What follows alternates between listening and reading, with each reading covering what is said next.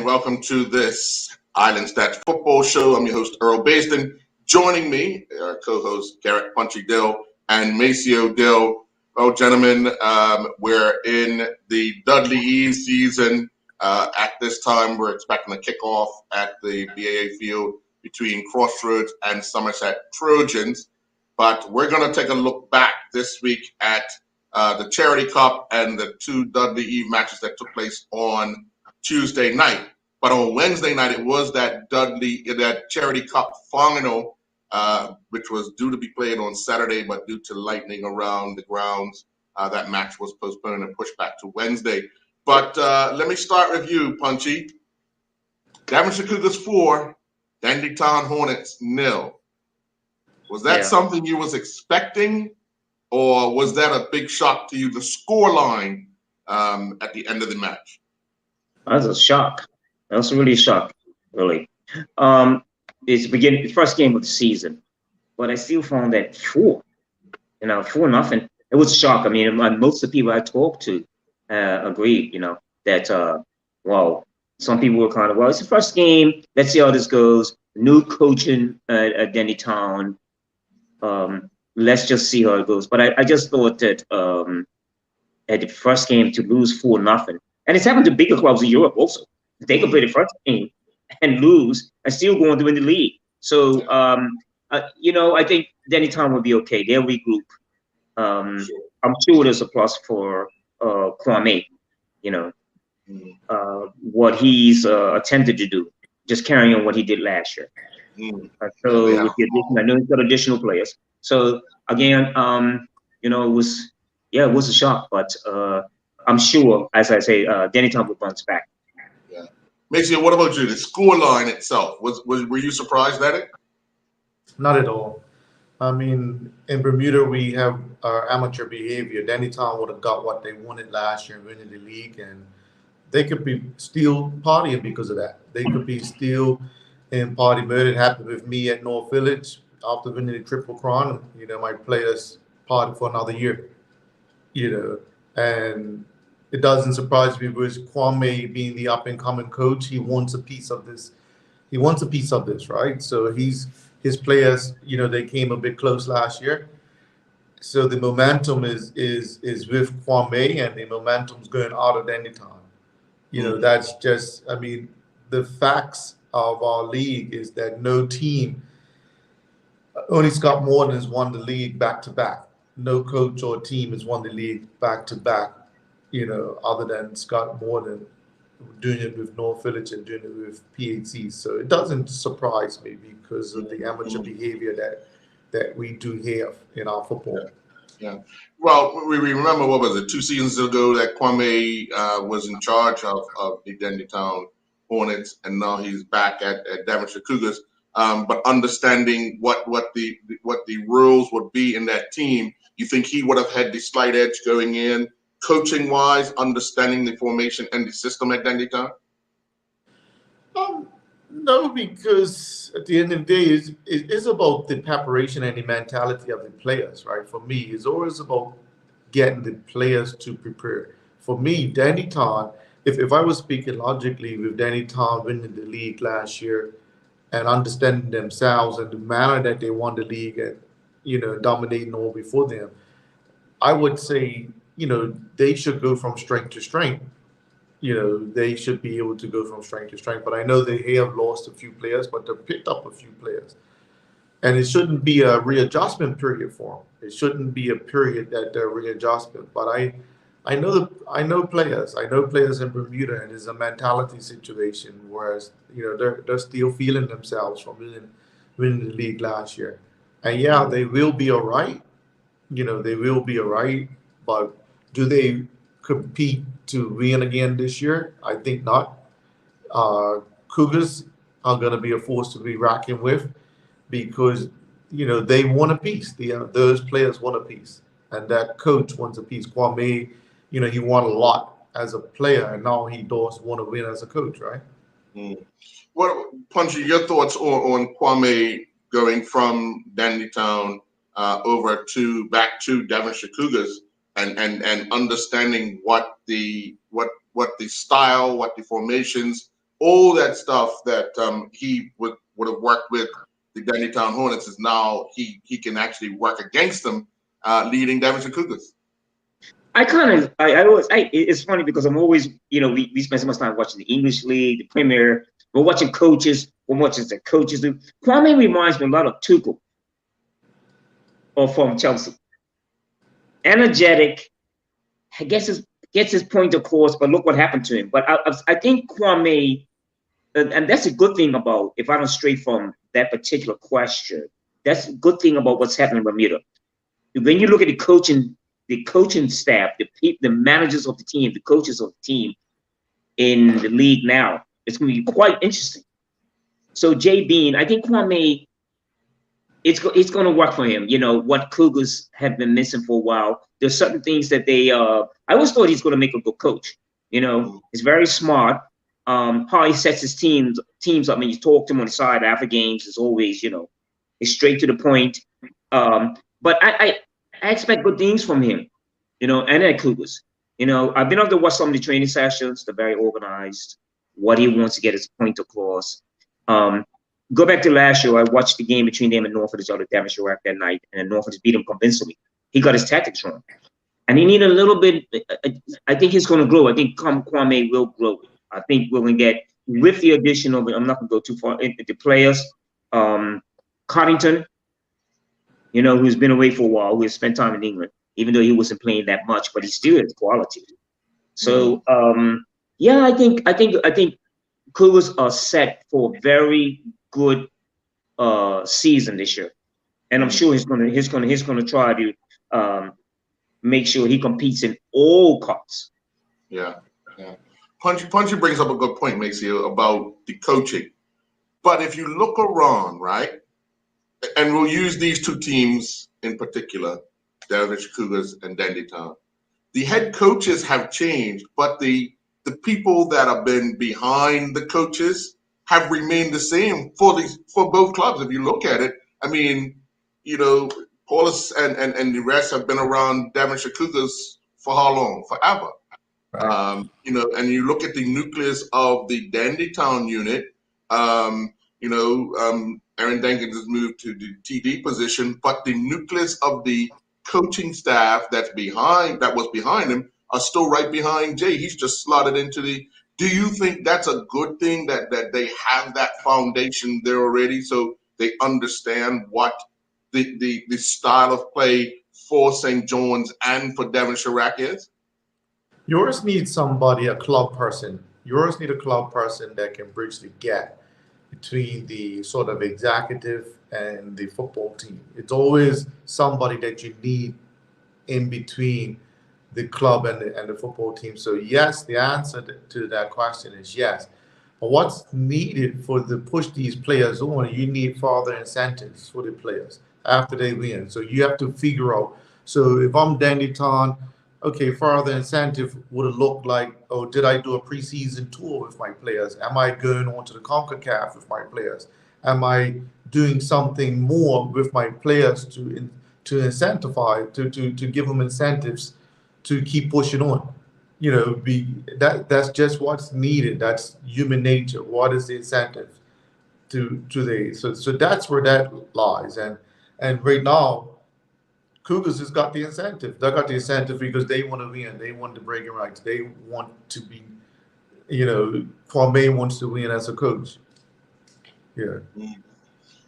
Punchy, looking at the lineup for Dandytown on Wednesday night, the back four seemed to be the same. The goalkeeper seemed to be the same. But there were some changes in the midfield and the front line. I mean, yes, they have lost players, but some of the more senior players started on the bench. I think Jay was trying to give the youngsters an opportunity to get a feel for, this pace of the Premiership in real play, because, you could have practice matches all you want. The intensity is not always where you want it to be when it's real game time. But, you got a cup game and he threw some youngsters in there. Looking now at his next outing, what do you think he needs to change to make sure that he gets a good start in the Dudley Eve? Well, I think let's go back to the changing of the guard at Dennytown, at the top. You know, when a new person comes in, so now I think they were really at halftime or against Dallas Cougars, they were 3-0 down, I believe. So against them, so the point is the point that I'm making is even though you have the backroom, yeah, the backroom staff is still there, but then the person comes in the change room. Now he's got to talk. He's got to make sensible decisions. Mm-hmm. He's got to inspire the team.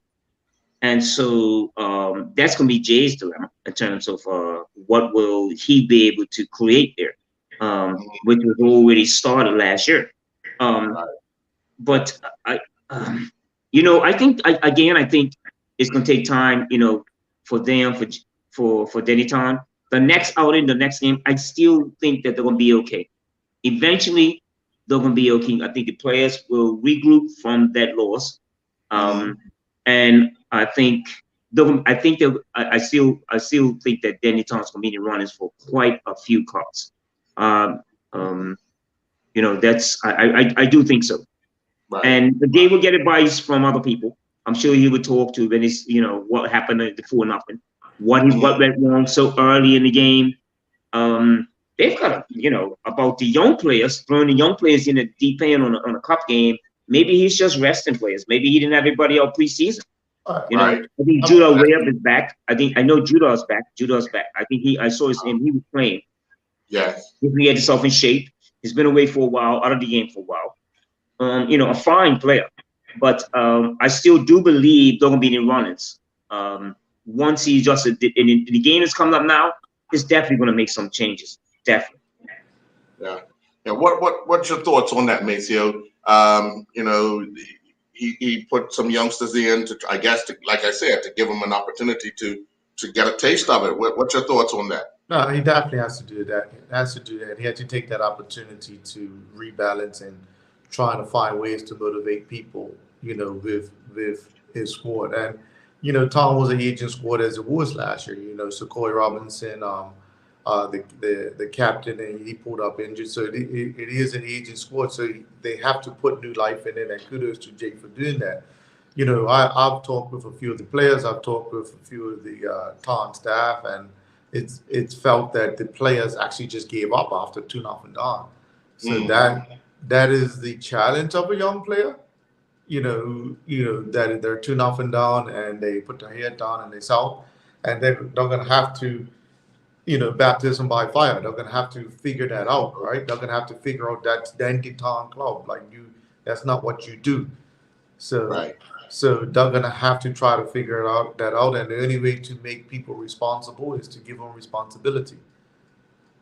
So he has to put them in there, and it shows that he believes in them. Now, are the players are gonna repay that, or is he gonna have to go back to the old guard?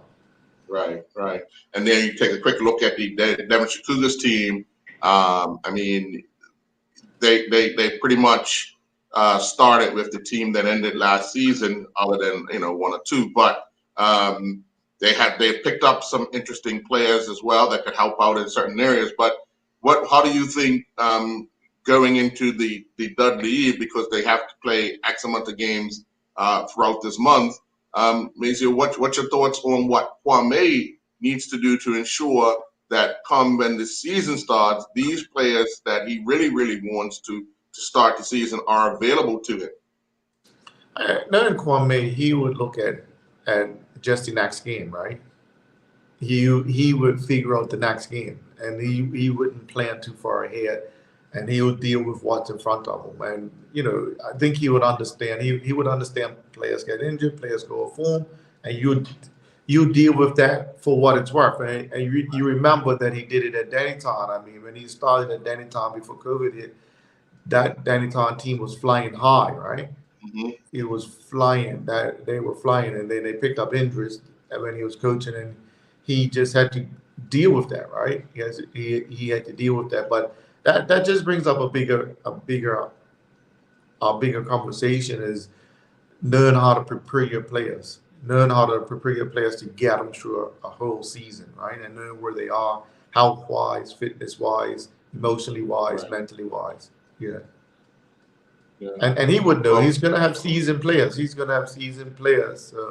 So he definitely would know. He's played with some of those players and now he's managing them, so he would know. Yeah, definitely. Well, we're going to take a commercial break, and when we come back, we'll be talking about Tuesday night's doubleheader in the Dudley E. We'll be right back.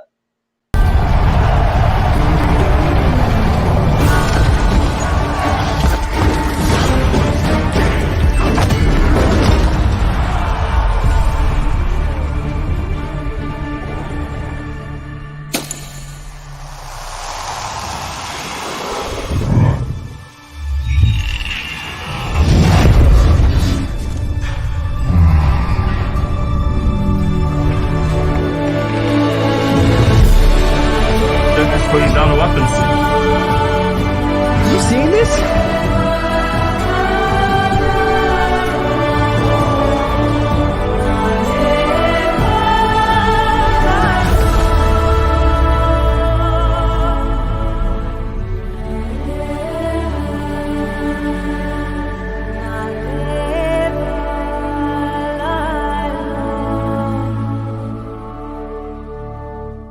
Welcome to the new bulk store, Lindo's Next Level.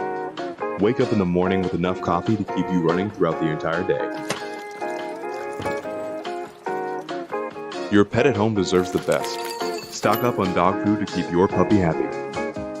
Need a quick, tasty lunch at home? Your chicken nuggets will be jumping right out of the freezer. What's a movie night without popcorn? You can never have too much. Lindo's Next Level. Why go anyplace else? I'm also thankful and grateful because my greatest value of my life is my legacy. But why I do it? I feel supposed to do it. I was put here to be here, to do what I'm doing right now. Once I see somebody moving, it's the greatest joy for me. There's a little person being born. I am thankful that people have given me the trust, for me to empower them, from my players to my family to friends, and that's what I'm thankful for. I'm thankful that people have allowed me and trusted me to be in their life.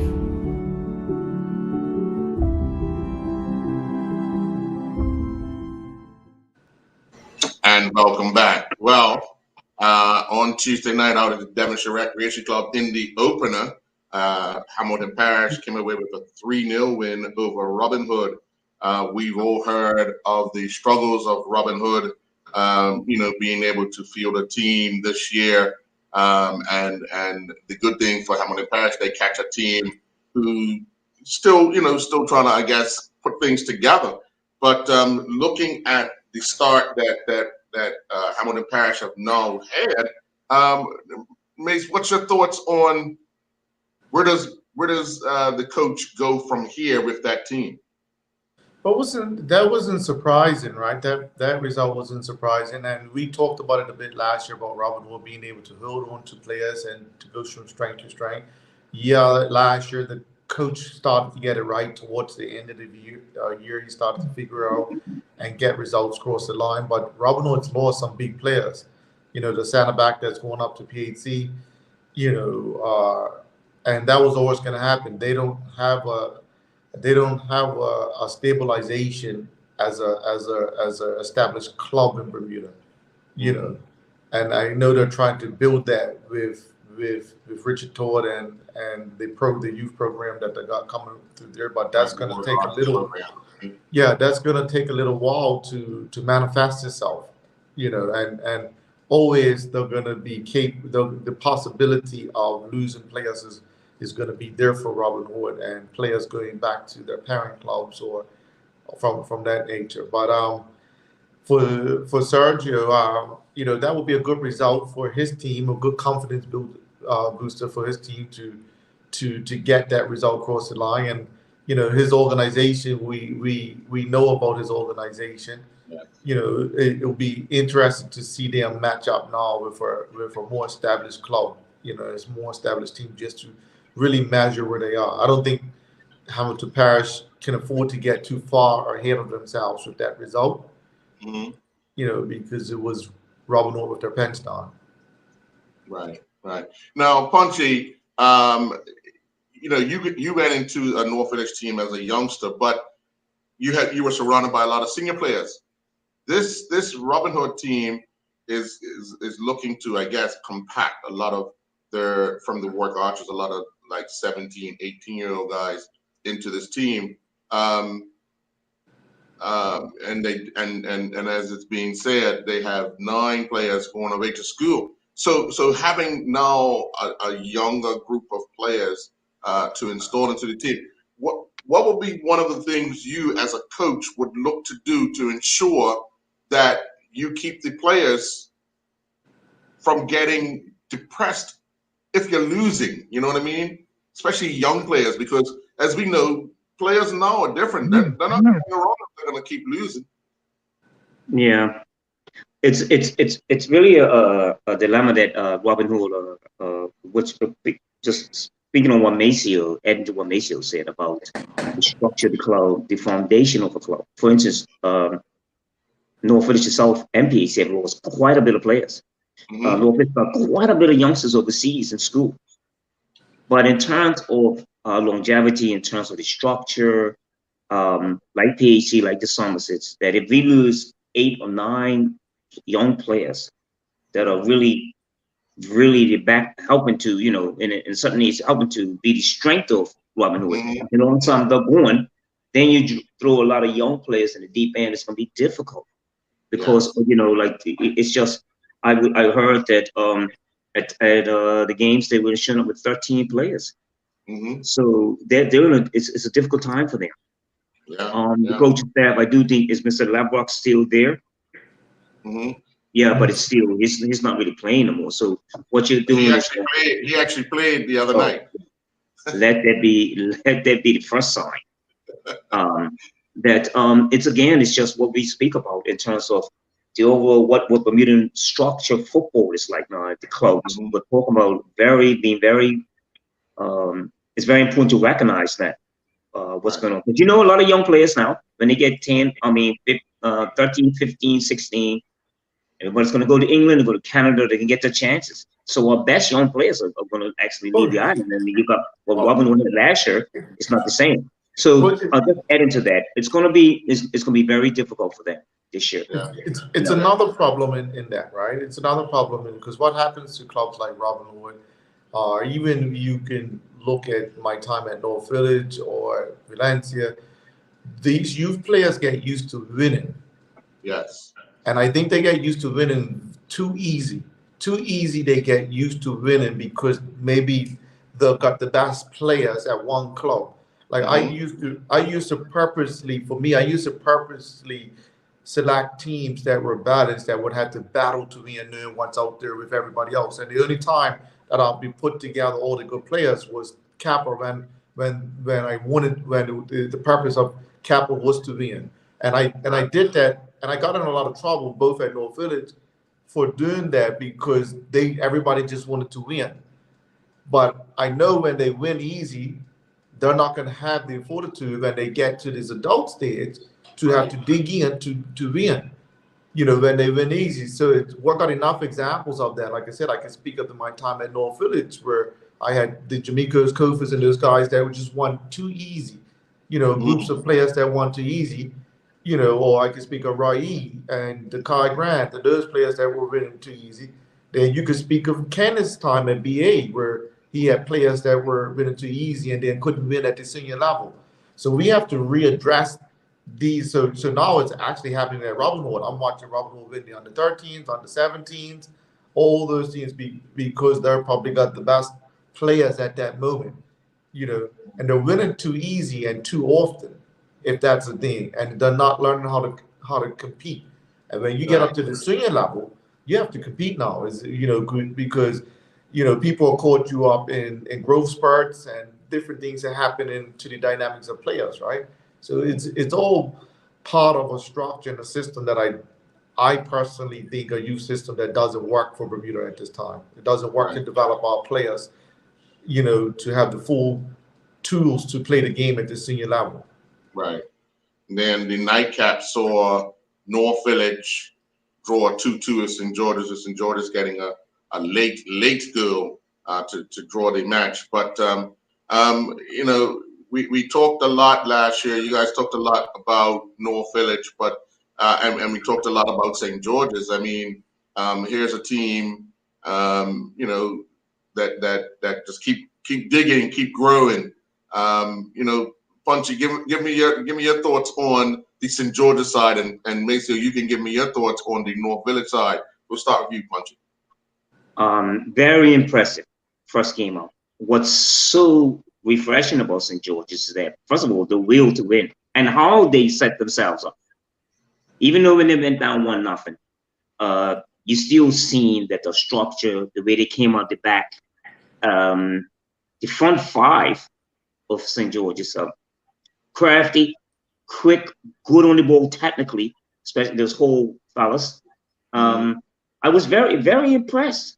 I was impressed with the whole game. What I did see with St. George's is that a couple of things. The first goal that was scored against them, I thought they put the line came up too quick.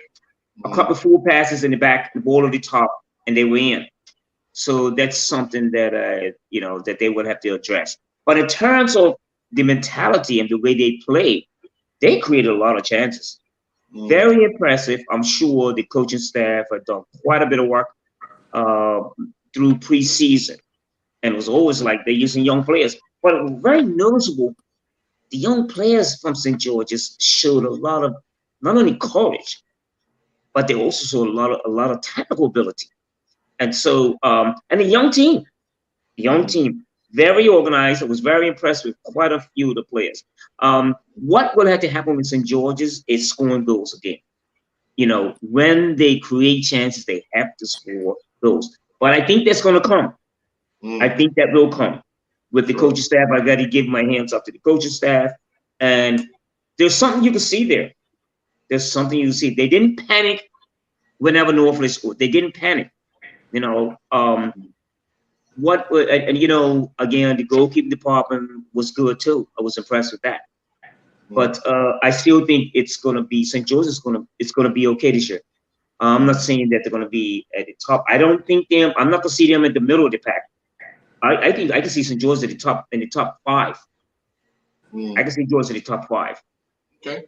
That's my take on St. George's. Okay.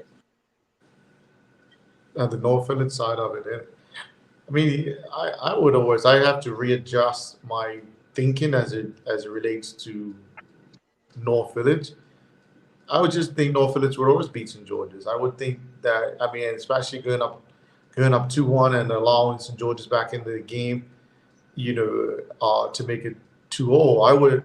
I would more lean towards, you know, what St. George's is doing to push themselves forward. I mean, I know the whole boys, you know, they do have technical ability. They have a bit of flair about themselves. They've been in England bit, so they have a bit about themselves, right? You know, my thing with North Village is, you know, how do they set themselves up to dominate games? You know, I've never always been comfortable with how they set themselves up to dominate games. I mean, you know, North Village is you know, and I can question the quality of player that they got down there. I mean, the boy Trey Mean, that, you know, he's a seasoned player. You know, does he? You know, it's going to be interesting to see, does he add to North Village? For me, Trey Mean, he is a North Village type player. You know, but you know, the question is, can he get the best out of a player like Trey Mean? Is he capable of getting the best out of that type of player? Because he's not, Trey Mean is not a standardized player where he's gonna read and do the things in the game that he sees. You know, then you got Sadeo Deal, same type of player. You know, I know that he had a pretty decent game the other night out at the rack where he set up the goals. He's going across people. You know, again, these are not standardized players. How do you figure out how to get the best out of those type of players? So I looked at how they were set up, who started the game. You got also Tamai Jennings. You know, I'm sad that North Village lost Shy Jennings. He, you know, another proper type of North Village player.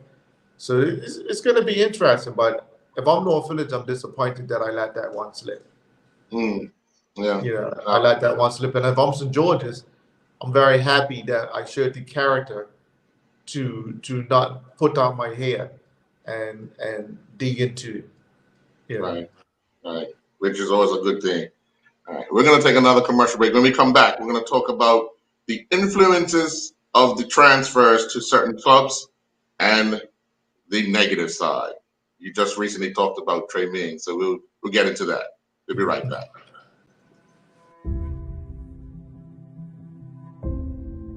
I'm also thankful and grateful because my greatest value of my life is my legacy. But why I do it? I feel supposed to do it. I was put here to be here, to do what I'm doing right now. Once I see somebody moving, it's the greatest joy for me. There's a little person being born. I am thankful that people have given me the trust, for me to empower them, from my players to my family to friends. And that's what I'm thankful for. I'm thankful that people have allowed me and trusted me to be in their life.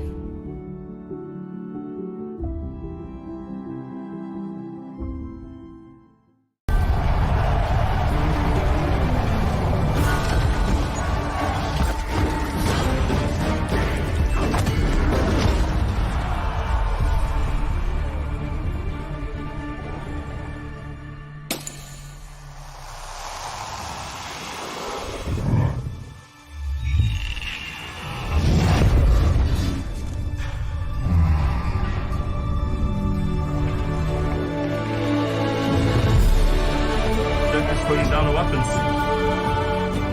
You seeing this?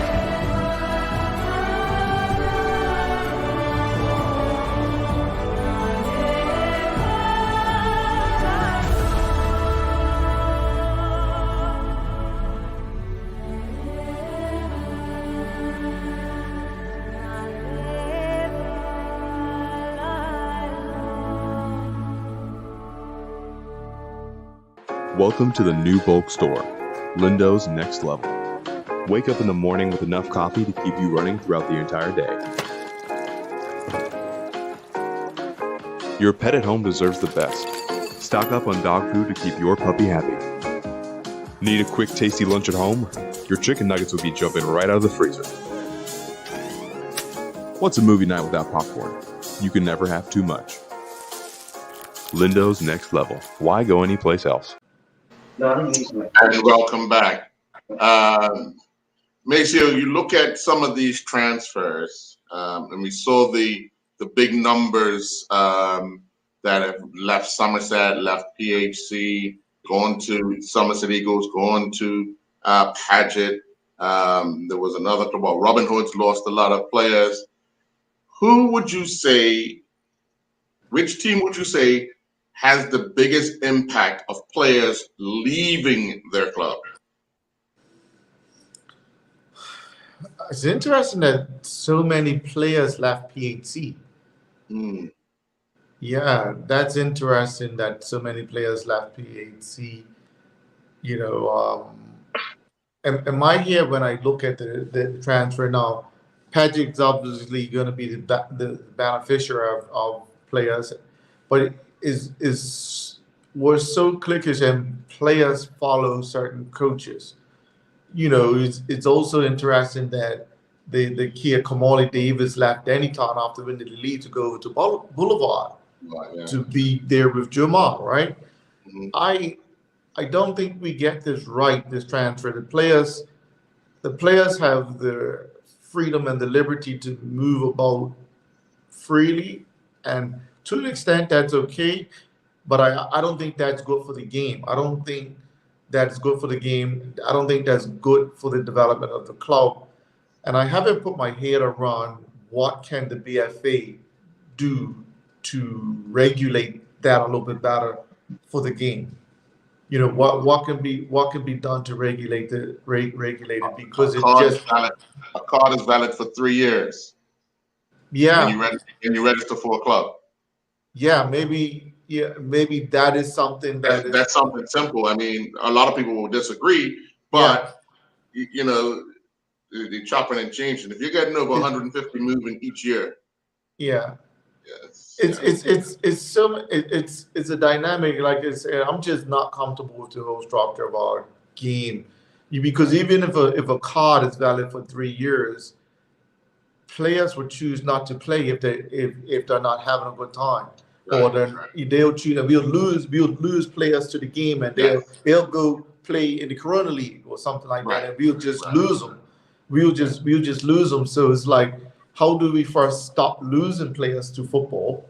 Right. And then how do we better regulate this movement? But if we're talking about who's benefiting, I'm saying Patrick is gonna be a club that's benefiting. Who's gonna take the most licks in it? I think PHC's gonna take some licks because of this transfer. I think Somerset might be all right because Mort is there, and Morty has a structure. Morty has a stature about him. He's gonna figure out ways to get the discipline out of his players. So I don't think Somerset's gonna be as hard done as a PHC. I think PHC could be very hard done. They lost some very influential players. Right. And but maybe now Marco Warren has different players to work with, and he his leadership steps up to get certain players to do certain things.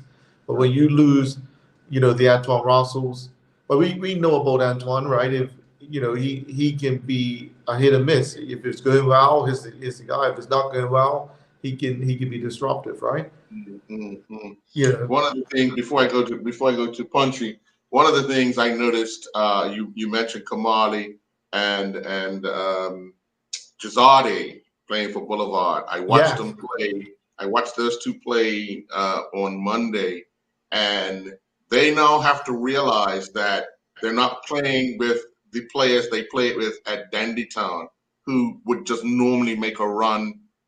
They're getting frustrated because the running off the ball isn't there in the Boulevard sense of the way they play. And they have to realize that it's going to take a lot of understanding and training with the guys that they where they want them to run, where they're supposed to be running, where they want to play the ball. And a lot of times, it was a frustrating afternoon for them. So hopefully today, or then they play a game, when they play later, when they play PHC, those guys have a better understanding. Marlon Brown saying Somerset lost a lot of youngsters that really didn't play much.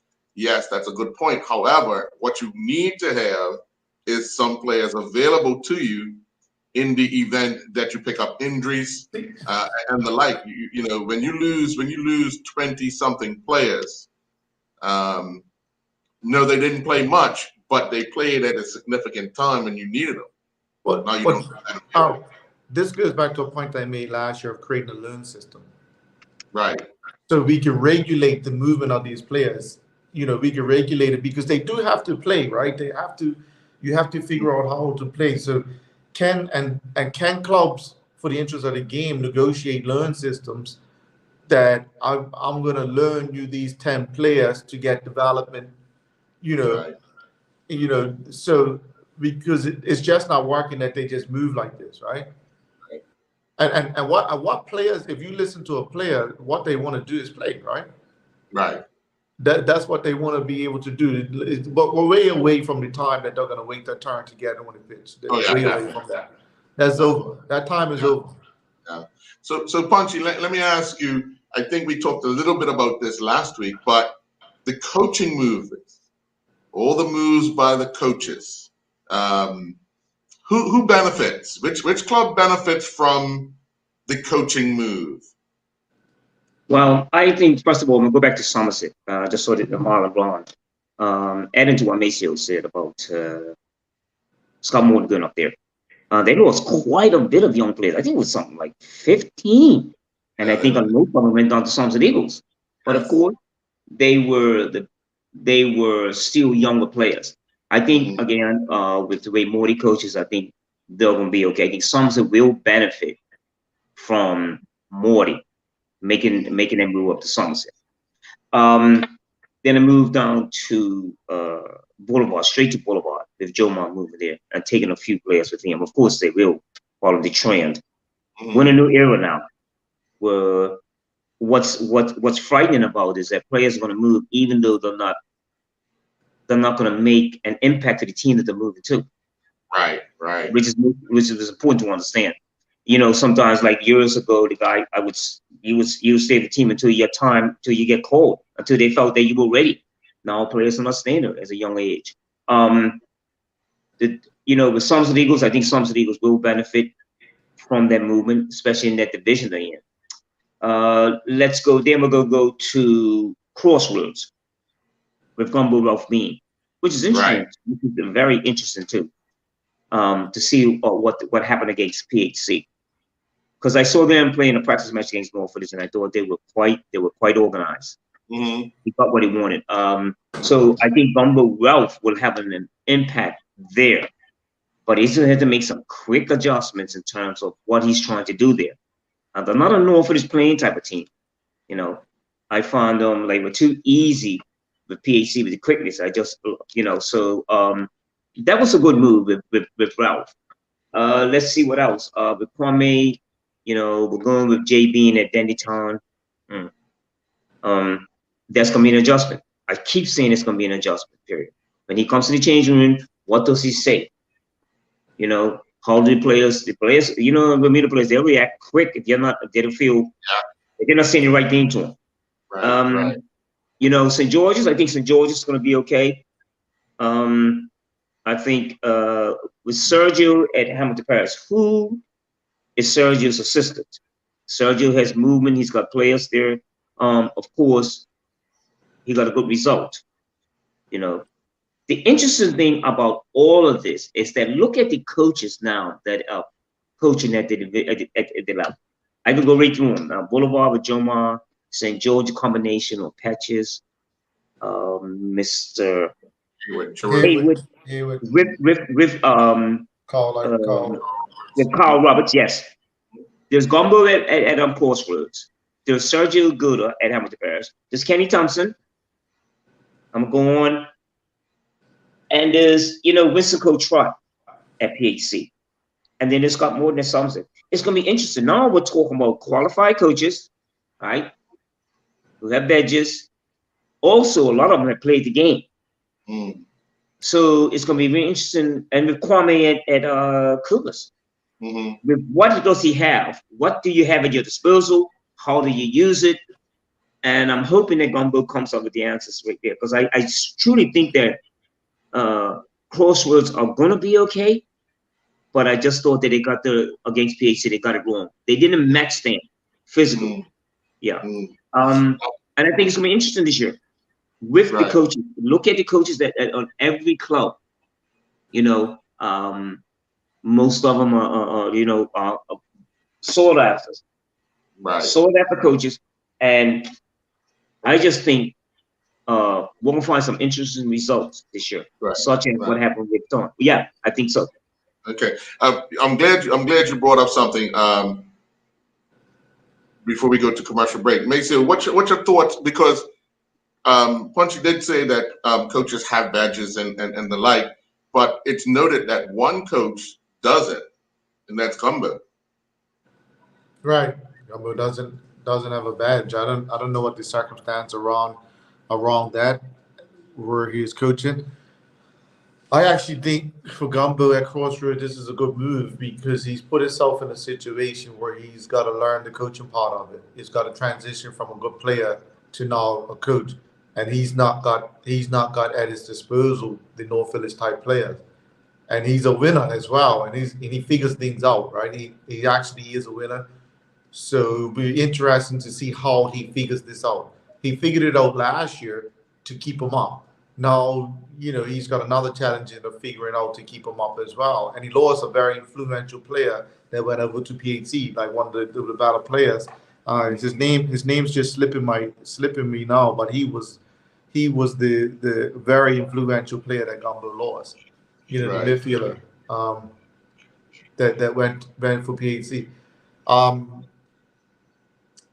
And I think from your earlier question, I think Summers is going to benefit most because you see Summers have put together a coaching team. They also have the Mortis assistant which is great for him to learn under Morty. Is the guy Jensen that was a head coach, and then you got Dennis, you got Mark Trott, you got Theo Seymour. So Summers is putting together a coaching team, up there, and with Morty being the head of that coaching team, Jamal's gonna have the same situation, a one-man show, down at Boulevard, and it's only gonna go good if they start getting results. As soon as they don't get results, it's gonna go haywire. I mean, if you look at Boulevard when they do well, and we have to ask this question. Malcolm Huey did a lot of work to bring Boulevard up. Why did he choose to vacate that position? And I know Malcolm well. Malcolm will want more than just winning. He wants to build a community. I know what Malcolm wants. He wants to build a community. He wants to build a whole community via football, and not just win football games. Jamal wants to try to win football games. He's less interested in building a community. And if he doesn't start to win football games, it's gonna potentially be haywire down there for Jamal. Now, St. George's is putting together a coaching team as well, right? They're putting together a coaching team, and they're also having some very grassroots St. George's players there, in the whole boys and the players that came up through their youth ranks. So they're gonna have a bit of heart about themselves. North Village.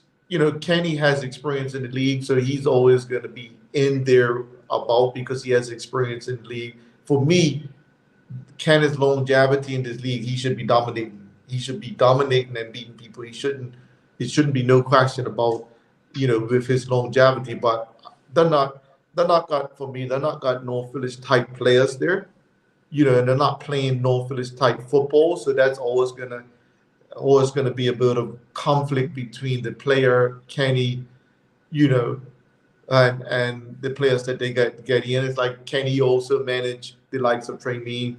If he can figure out how to manage the likes of Trey Mean, that could be a plus for him, because I actually think Trey is a North Village type player. Then you got Jay. He's now full control, and things have to go well for him as well, because if it don't go well for him, how does that happen? How does he react to that? How does he react to that? I think last year it was a good balance in what Jay bought and what Jenkins bought. That was a good yin and yang. That was a very good balance.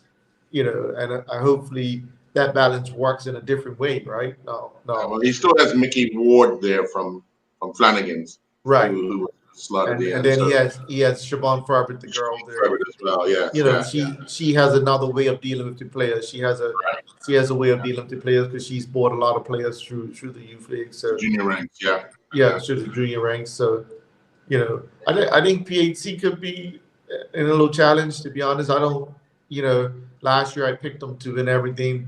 I don't see it this year. I don't see them, dominating this year as I. Well, let's see what happens tonight at 8:00. We're gonna take another commercial break. When we come back, we'll wrap up this show, the Island Stats Football Show. We'll be right back. Welcome to the new bulk store, Lindo's Next Level. Wake up in the morning with enough coffee to keep you running throughout the entire day. Your pet at home deserves the best. Stock up on dog food to keep your puppy happy. Need a quick, tasty lunch at home? Your chicken nuggets will be jumping right out of the freezer. What's a movie night without popcorn? You can never have too much. Lindo's Next Level. Why go anyplace else? I'm also thankful and grateful because my greatest value of my life is my legacy. But why I do it? I feel supposed to do it. I was put here to be here, to do what I'm doing right now. Once I see somebody moving, it's the greatest joy for me. There's a little person being born. I am thankful that people have given me the trust, for me to empower them, from my players to my family to friends. And that's what I'm thankful for. I'm thankful that people have allowed me and trusted me to be in their life.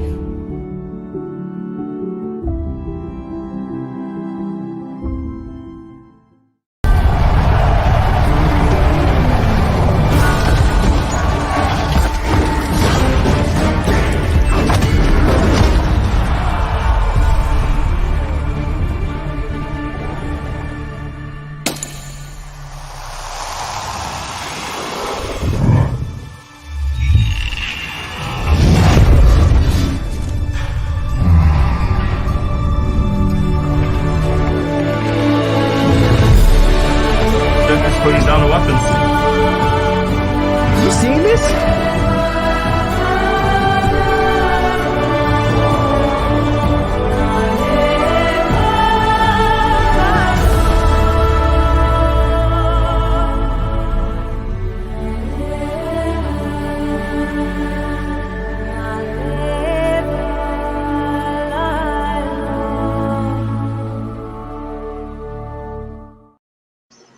Yeah. Sorry, we lost Maceo. He's back. Okay. So right now we have at BAA Field, we have Crossroads and Somerset.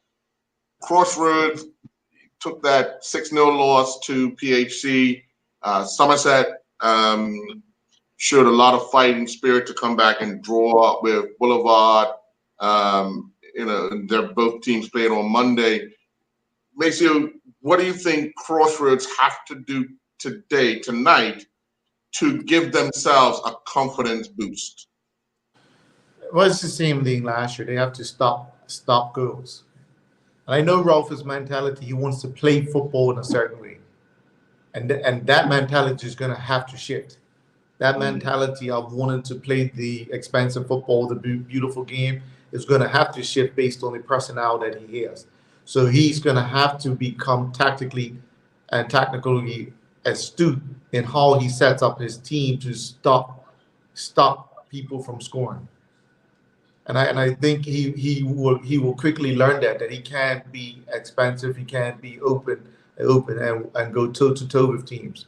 He has to be a little bit more pragmatic in how he sets up, and that's against his culture, to be honest. That's against his culture. I've coached Ralphie, and anytime I had to be pragmatic as a coach, he had a problem with it.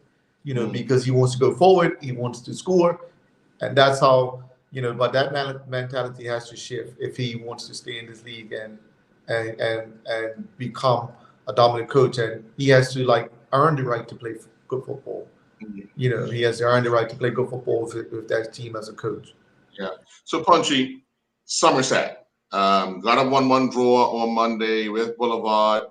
They're playing a team that just got beaten 6-0 right after. So they had seen Crossroads play. What do you think Somerset need to do to kind of give themselves more points in this in this round, because they have 4 teams in their division? Well, when I saw what part of the game I saw against Boulevard, they look a little bit flat. I think he's playing with one striker also, but I know Morty's going to work with what he has. I think if I look at the first 4 games, Morty tonight will just want to get a result tonight. I'm sure of that. With the playing personnel that he has, it's not a great Somerset team.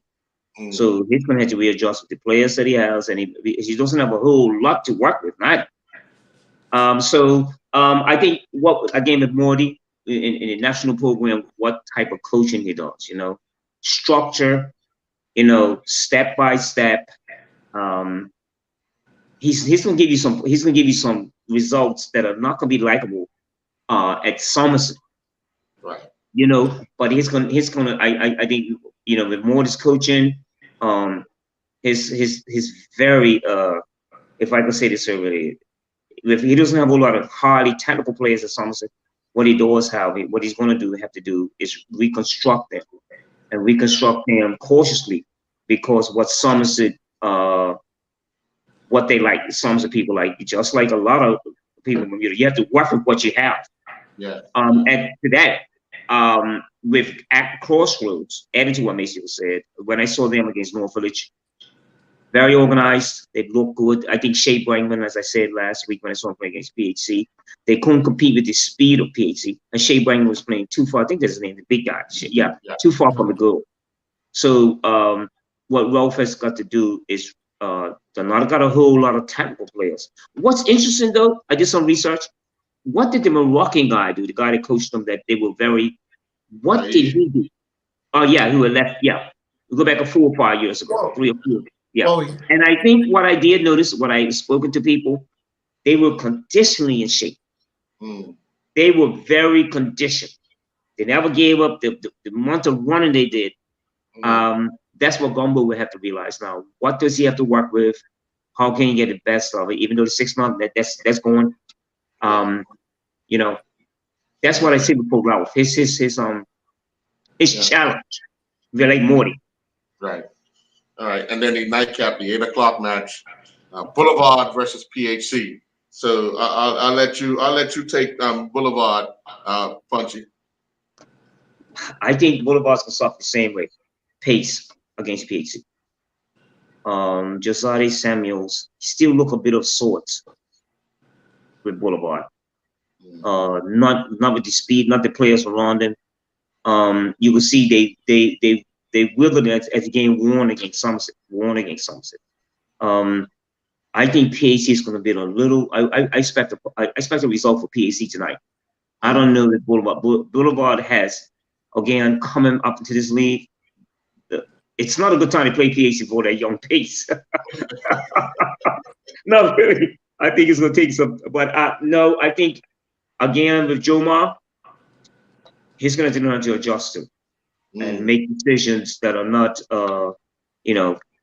the Boulevard followers. You know what Boulevard followers are. Yes, yeah. You know what they're about. So anyway, I see a PHC result with that one. Right.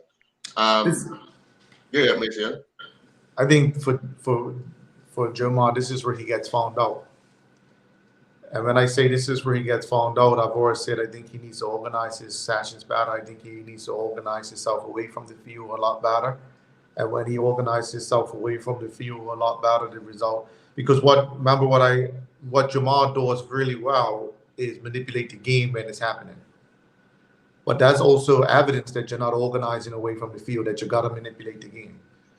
Good coaching is that you're organized away from the field and you're letting the game play out and you just read the game. So Jomar is the better coach for me manipulating the game on game day.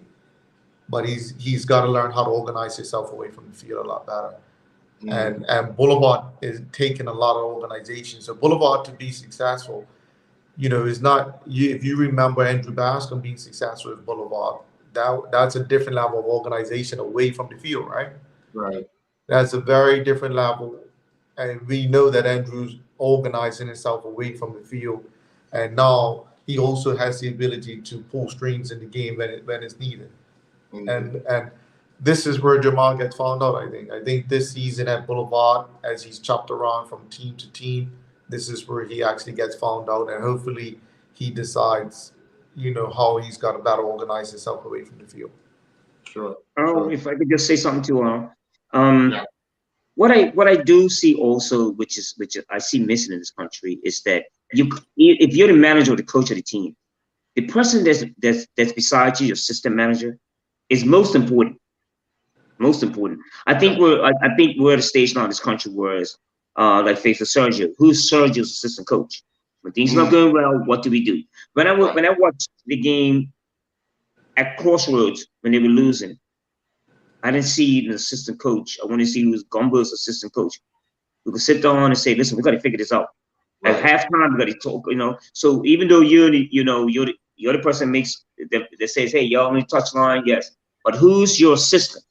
Who can help you and talk to you and say, listen, this has got to be changed. I think that's most important now in a direction for at the level that we're talking about now. Even with these coaches, look at the coaches, and again, going back to the coaches that are there at St. Jordan's. It's not by accident that you see what's happening there. They're talking about Carl Roberts again, Patches, and Mr. Hayward. So Kenny also, with he's still got a young coaching staff behind him. Right. But we'll see. I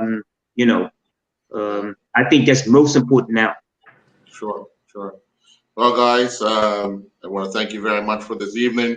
We'll be back next week, Sunday, at the same time for another edition of the Island Stats Football Show.